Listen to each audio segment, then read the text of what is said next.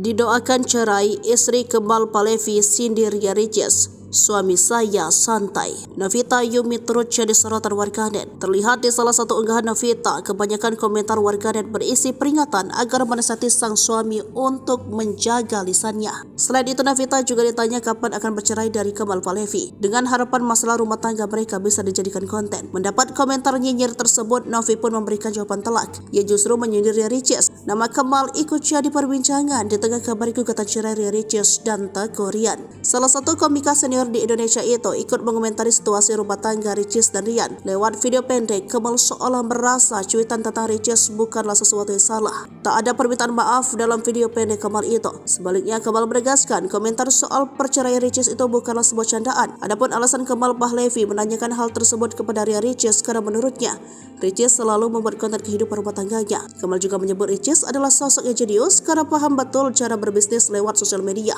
Meski begitu, Kemal terlihat santai seolah siap melihat beragam reaksi yang timbul akibat video klarifikasinya. Di lain pihak, Novita Yumi menyebut bahwa suaminya bukanlah orang yang suka mengonten masalah rumah tangga. Ketika ramai warganet mendoakan dirinya cerai, wanita bersapaan Novi memberikan jawaban menohok yang seakan memberi sindiran untuk Ricis. Untungnya suami saya nggak apa-apa ngontenin masalah rumah tangga sih, dududu, sindir Novita.